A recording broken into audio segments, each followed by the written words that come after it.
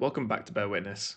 Dexter Lawrence has requested a trade from the New York Giants, and I'm going to evaluate the pros and cons of the Bears making a move for him, and then tell you whether I think we should or not. Without further ado, let's get straight into it. My first instinct after the sort of overwhelming "let's go and get him" was this is probably just a contract ploy from him.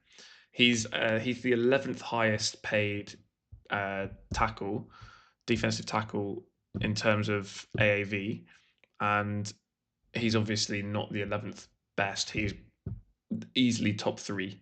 Um, so from that perspective, my instinct is that it's probably a contract ploy, um, and this seems to be what John Harbaugh is saying when he's saying there's business involved.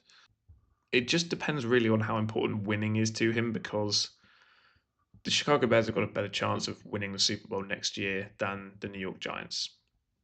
I don't think that's a crazy statement to make. So if it's winning that he wants plus a contract, then the trade thing is much more likely than if he just wants the leverage of having requested a trade in order to get a new contract. I also don't think that New York should do this. John Harbaugh's I know he's a special teams coach, but he built that defensive culture in Baltimore, and he's going to want to do the same again in New York. They've got good pieces, and he is arguably the most important piece on their defense. So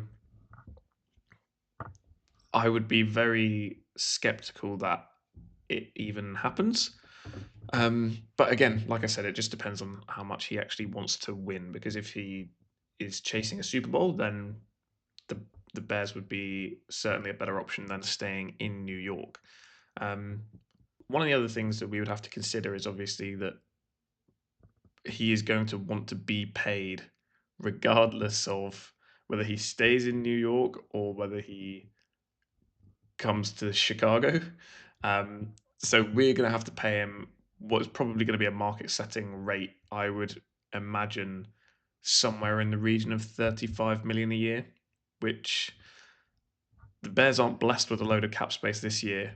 We would be able to make it work contract wise. I highlighted, I'm not going to do it now because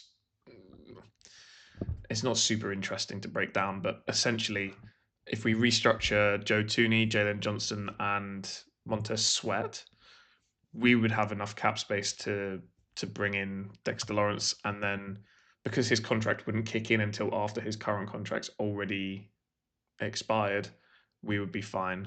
Um, but yeah, restructuring players is never. I never am super keen to restructure players unless we're going to keep them. So Joe Tooney, 100% I would restructure him because I don't see us moving off of him anytime soon. Jalen Johnson and Montez Sweat is a bit more like, I don't know, maybe depending on their performances, they might get moved on from. So we'll see. The other thing, obviously, that we would have to do is probably give up our first round pick this year.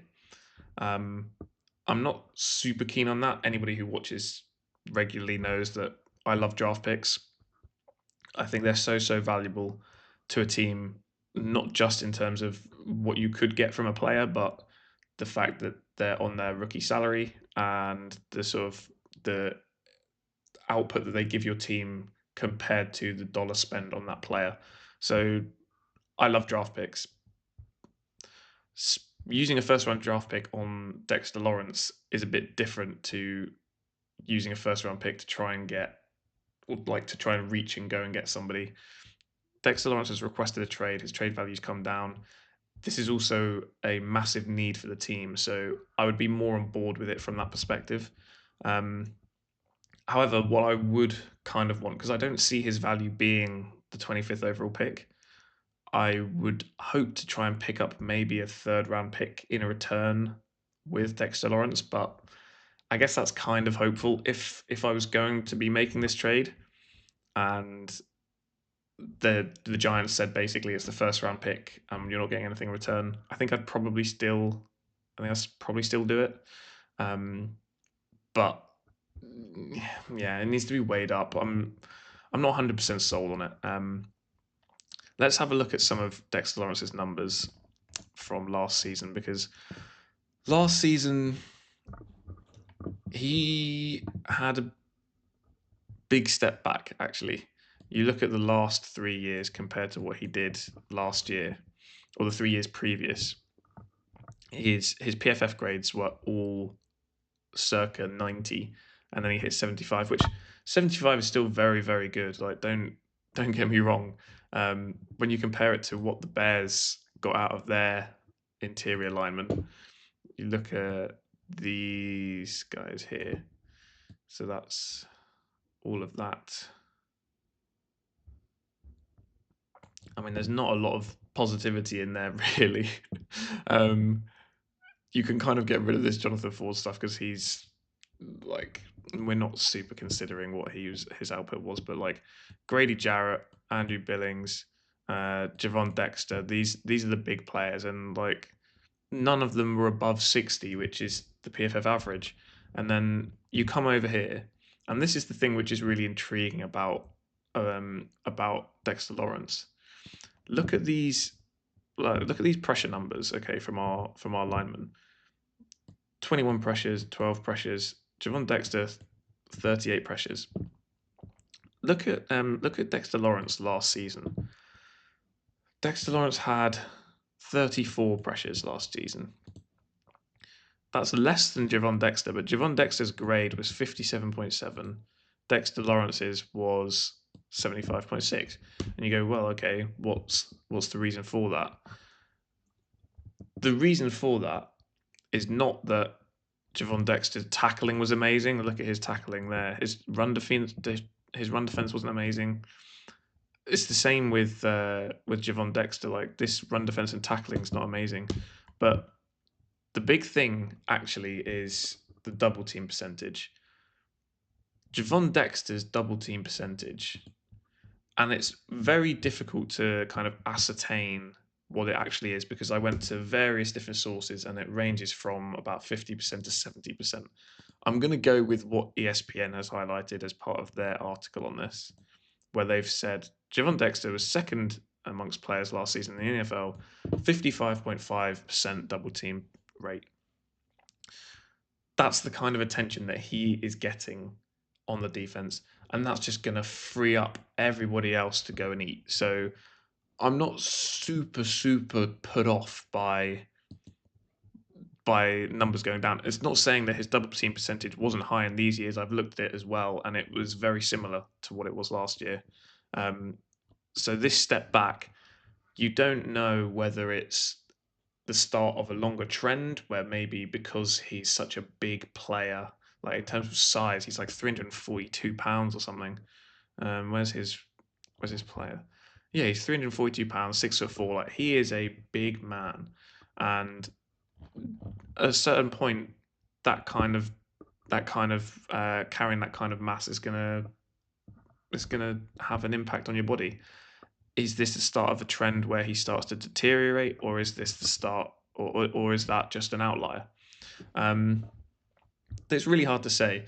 But what I will say is that I think even if it is the start of a trend where perhaps he not necessarily de- like deteriorates even more, but if perhaps his output just isn't what it was in these years here, 2022 to 2024, that doesn't mean that he can't still be one of the best players in it. Like, he was the I can't remember what the ranking was actually, but he was one of the highest ranked interior linemen last year, regardless of his output in terms of just like pure rating. I think we should do this. I think we should do this. Um, Look, giving away our first round pick's not ideal, but I'm not super in love with anybody who's available for us at 25. Caden McDonald has been the one that I've been looking at all year, and he offers great run defense, but he hasn't got any of the pass rush that Dexter Lawrence has. And I know obviously Dexter Lawrence is older, and his rating last year does offer concern in terms of deterioration, which I don't think it's a deterioration. I think it's maybe just down year. Players do just have down years. I mean, largely his total pressures was the same as the year before, where he got 10 sacks. It just didn't fall his way last year. There's no reason to believe that that won't come back up this year. So for me, he offers a massive upgrade on what we could get at 25. Oh, I do think at 28, giving up that first round pick, it still offers us a long enough period of output from him for it to be worth it. I do think if we can try and get like something like a third or a fourth back, just because I don't think his value is quite the 25th pick. I would like that, but I think I probably would just do the first round pick if they were adamant about it. Um, as I said, he's better than whoever we would be able to get at 25, obviously, and interior is our biggest need. So I'm more than fine with the trade cost and the dollar cost. I see absolutely no reason why we can't go and use this first round pick to go and get an absolute star for the interior of our defensive line. I'm very quickly just going to have a look at this article breaking down the other teams that might be interested, because the first one is the one that I think possibly is going to be the the one that happens, which is him staying in New York. Ultimately, I think this probably is just going to be a contract thing, but you never know. As I said, it depends on how much he wants to win. Um, the Raiders, I don't really see the benefit to Dexter Lawrence to go in there because he'll get paid the same. Like he'll get paid the same going to Las Vegas or anywhere else. Like anyone will be willing to pay him. Cincinnati, I don't really understand this. They seem to be. I don't think they need just one player on defense. Like adding Dexter Lawrence isn't going to make the Cincinnati Bengals defense serviceable. I don't really understand what they were trying to do with Trey Hendrickson, and they just make strange decisions. I think this would be another one. They're not one player away on defense from making it good.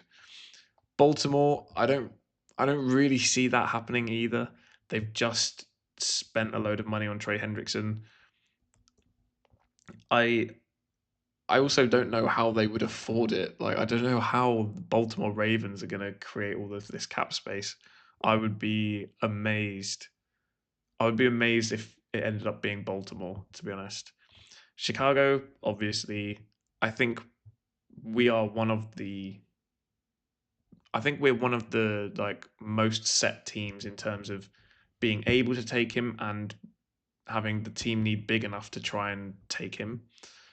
The LA Chargers interests me as well if I'm Dexter Lawrence, but their D line was okay last year. Um, the LA Chargers, I think, if they're going to use any draft capital, it should be on O line. Not because they don't have the players, but just as depth. They just can't stay healthy. Houston Texans doesn't super make sense to me either. Their defense was absolutely lights out. I don't know why you would have to go and then add to that by using quite a lot of draft capital. And then the last one that's on here is Jacksonville. And Jacksonville doesn't have a first round pick this year because they used it last year to trade up for Travis Hunter. So unless they're going to give away next year's first round pick, which would be a bold move to not have a first round pick in two drafts, considering you've used one of them to move up to take what is essentially a wide receiver. Um, I think that would also baffle me. So yeah, of all of these, I see the Bears as the best fit for him. I also see the Bears as one of the teams that's most likely to go and use the draft capital required to go and get him. So that is going to be all for today's edition of Bear Witness. Let me know what you think about this in the comments. Do you think this is something that the Bears should do? And if so, what kind of price would you be willing to pay to go and get him? Do you think the first round pick is a good price, or do you think we need something in return alongside that? Or do you just think it's something that we don't necessarily need to do? As always, thank you for listening. Stay safe and bear witness.